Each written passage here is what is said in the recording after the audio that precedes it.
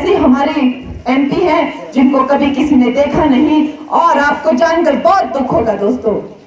मैं आपको एक बात बताती हूँ कि हमेशा जो भी लोकसभा के कैंडिडेट होते हैं या लोकसभा के जो एमपी होते हैं, उनका एक कार्यकाल के बाद सबका एक लिस्ट आता है जिसमें उनके नंबर आते हैं कि किसने कितनी सांसद नीति इस्तेमाल की, ना कि प्रतिभा जी ने कहीं दौरे नहीं लगाए। वो तो एक बात है, इतनी त्रासदी आई, इतने गरीब लोगों के घर गए, इतनी जान धन की हानि हुई, लोगों के पशु बह गए, लोगों के खेत गिर गए, डंगे गिर गए, घर गिर गए, इतनी हानियां हुई। आपको जानकर बहुत दुख होगा जिन नेताओं ने, जिन एमपी ने अपनी बिल्कुल सांसद निधि यूज नहीं की। लास्ट के 3 लोगों में से एक नाम प्रतिभा सिंह का था, उनको दया नहीं आई मासूम हिमाचल की जनता की, उन्होंने एक सांसद निधि की एक पाई किसी को नहीं दी दोस्तों।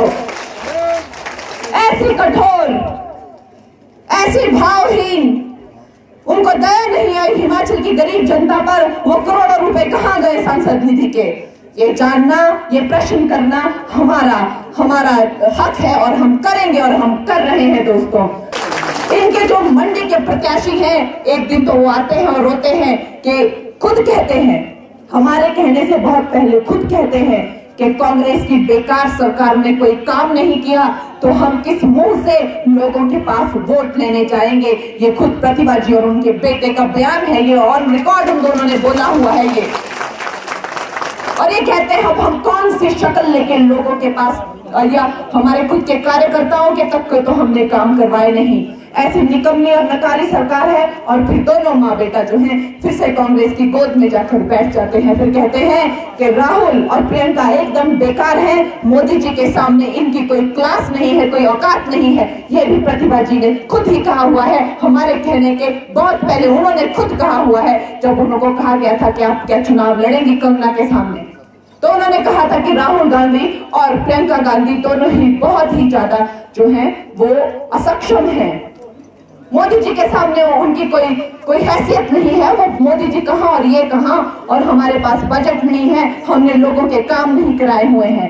इस तरह के इन्होंने बयान दिए हैं। अब हमारे लिए बताने को रहा ही क्या है, इनके जो काले चिट्ठे हैं वो जनता के सामने खुल चुके हैं। और राजा बाबू हैं, वो कहते हैं कि मैं सनातनी हूं, मैं हिंदू हूं, और फिर कहते हैं सियापति हनुमान की जय।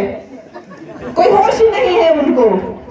अभी कल भी उन्होंने कह दिया कि जवाहरलाल इंदिरा गांधी हमारी पहली राष्ट्रपति थी, और जवाहरलाल नेहरू जो 22 साल जेल में थे। तो इस तरह के जो राजा बाबू है, ये सिर्फ एक कार्टून कैरेक्टर हो सकते हैं, ये देश के कोई नेता या प्रधानमंत्री नहीं हो सकते, और देश की जनता इनको जवाब देगी। परिवारवाद की दीमक से यहाँ तक तो पहुंच गए हैं, लेकिन इसके आगे अब जनता जो नाधन है, जनता इन्हें इनका स्थान दिखाएगी।